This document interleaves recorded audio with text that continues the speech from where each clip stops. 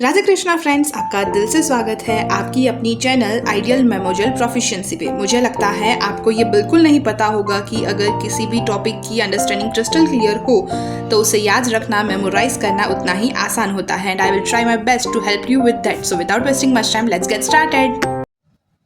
Hello, welcome back. आज हम करने वाले हैं GIT gastrointestinal tract of calcarea carbonica.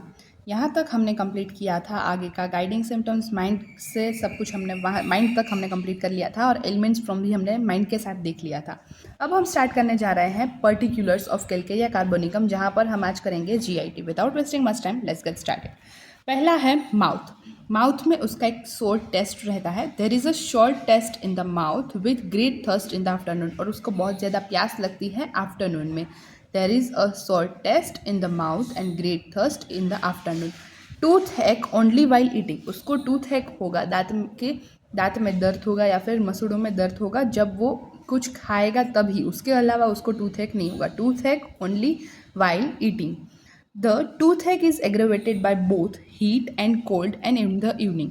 जो उसका टूथ है उसमें एग्रेवेशन होगा by both heat and cold, यानी गर्म चीज़ों से भी उसको एग्रेवेशन होगा, सेंसिटिवनेस होगी, और ठंडी चीज़ों से भी उसको एग्रेवेशन होगा, सेंसिटिवनेस होगी, और स्पेशली इन द इवनिंग और खास करके इवनिंग में। Putrid and offensive smell from the mouth. उसके मुंह में से सड़ी हुई बदबू आएगी। ऑफेंसिव, बहुत ज़्यादा खराब स्मेल आएगी उसके माउथ में से। तो माउथ के सिम्टम्स क्या है? देर is a sore taste in the mouth with great thirst in the afternoon. Toothache only while eating. The toothache is aggravated by both heat and cold and in the evening. Putrid and offensive smell from the mouth. Now दूसरा है हमारा stomach. Stomach से related क्या क्या symptoms होंगे? The pit of the stomach is swollen like an inverted saucer and is very painful to pressure. जो उसका stomach होता है वो स्वोलन होगा, जैसे कि हमने कैलकेरिया का आपके बेबी में भी देखा था, जैसे कि इन्वर्टेड सोसर हो, उल्टी रखी हुई रकाबी हो, ऐसा उसका पेट है, वो स्वोलन होगा। The pit of the stomach is swollen like an inverted saucer and is very painful to pressure. और थोड़ा सा भी आप प्रेशर दोगे तो उसको बहुत पेन होगा। Is very painful to pressure. There is a great craving for undigested things such as chalk, coal, pencil, salt etcetera. उसको अनडाइजेस्टेड थिंग्स जैसे कि चौक है, कोल है, पेंसिल है या फिर पेंसिल की लीड, सॉल्ट एक्सेट्रा, इन चीज़ों की उसको बहुत क्रेविंग होगी। The patient has great longing for eggs. उसको बहुत लालच होगी एग खाने की, स्पेशली व्हेन ही इज़ सिक और इन कॉन्वेंसेस, यानी वो बीमार है, कोई बीमारी है उसको, तब तो उसको बहुत ज़्यादा लालच होगी एग्स खाने की। But has aversion to meat. लेकिन उसको मीट से, फैट से और मिल्क वाली चीज़ों से वो उसकी बॉडी एग्री नहीं करती, उसको एवर्जन है उन सारी चीज़ों से।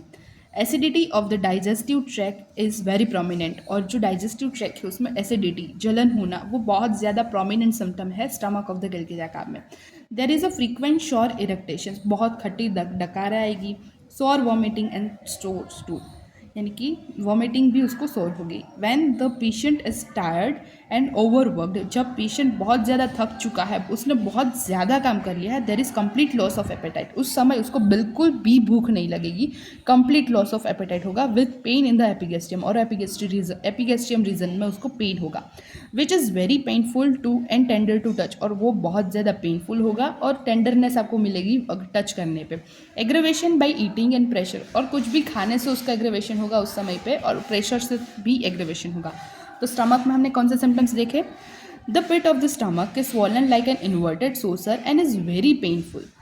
There is great craving for undigestible things such as chalk, coal, pencil, salt, etc. As in China, as in Sina, alumina, cicuta, nitric acid, phosphorinum. The patient has great longing for eggs, especially either during sickness or convalescence, but has aversion to meat, fat, and milk which disagree. Acidity of the digestive tract is very prominent. There is frequent sore irritation, sore vomiting, and stool. When the patient is tired and overworked, there is complete loss of appetite with pain in epigastrium, which is very painful and tender to touch. Aggravation by eating and by pressure. अब है abdomen. Abdomen में कौन कौन से symptoms देखने को मिलेंगे? I am sorry for this background noises, but I can't avoid it. और वीडियो रिकॉर्ड करना भी थोड़ा इंपॉर्टेंट था आज, फिर टाइम नहीं मिलेगा इसलिए। फिर जल्दी से आपको वीडियोस आएंगी वो बहुत ही कम बैकग्राउंड नॉइजेस में आएगी इसके बाद की वीडियोस। सो एब्डोमेन है, उसके सिम्टम्स देखते हैं। The abdomen is pot bellied and is very sensitive to slightest pressure. जो एब्डोमेन है उसका वो पॉट बेलीड लगेगा आपको, जैसे कि घड़ा होता है वैसी वाली उसकी एब्डोमेन रीजन बेली लगेगी। Is a very sensitive to slightest pressure, यानी कि थोड़े से भी प्रेशर से वहाँ पर उसको दर्द होगा, वो बहुत सेंसिटिव होगा एब्डोमेन उसका। Liver region is very painful, और ख़ास करके जो लिवर रीजन होता है, आप जब लिवर पाल्पेट करोगे तो वो बहुत ही ज़्यादा पेनफुल होगा। एग्रेवेटेड बाय स्टूपिंग, जब वो स्टूपिंग करेगा तब उसको बहुत ज़्यादा एग्रेवेशन होगा। Inguinal and mesenteric glands are swollen, और जो इंग्वाइनल और मिजेंट्रिक ग्लैंड्स होती है उसमें स्वेलिंग होगी, वो पेनफुल होगी। Increased disposition of fat in abdomen, और एब्डोमेन में बहुत ज़्यादा फैट का डिस्पोजिशन है, मतलब फैट है वो बहुत जल्दी एब्डोमेन में जमा होने लगेगा। With consequent distension and hardness, और साथ ही साथ वहाँ पर डिस्टेंशन होगा, यानी थोड़ा आपको लगेगा कि नॉर्मल साइज से वो थोड़ा ज़्यादा है, डिस्टेंडेड है, और थोड़ी हार्डनेस है, ऐसा भी आपको लगेगा। स्टूल कैसा होगा कैलकेरिया कार्प का? Calcarea carp patient is habitually constipated, उसको हैबिट है कॉन्स्टिपेटेड रहने की और उसको अच्छा लगता है। Patient feels better in every way when he is constipated, तो पेशेंट को अच्छा लगता है जब वो कॉन्स्टिपेटेड होता है। However, there may also be occasionally diarrhea, especially in the children during dentition period.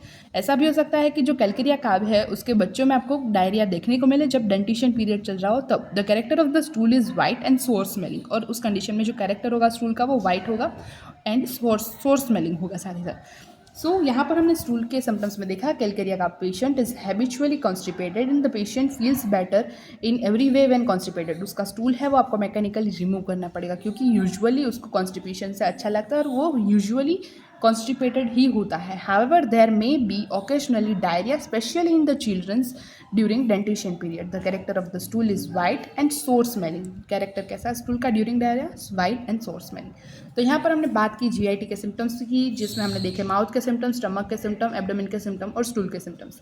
सो यहाँ पर हमने पर्टिकुलर्स में आज का हमारा टॉपिक जीआईटी कंप्लीट किया। फिर हम स्टार्ट करेंगे रेस्पिरेटरी ऑर्गन्स। तो मिलते हैं नेक्स्ट वीडियो में, तब तक के लिए tata bye bye and take care. Thank you so much guys for watching this video till now. Also give your valuable feedbacks and suggestions in comment section, और हाँ, like करना, share करना and subscribe करना गलती से भी मत भूलना। Stay tuned, take care, मिलते हैं next video में, तब तक के लिए टाटा बाय बाय।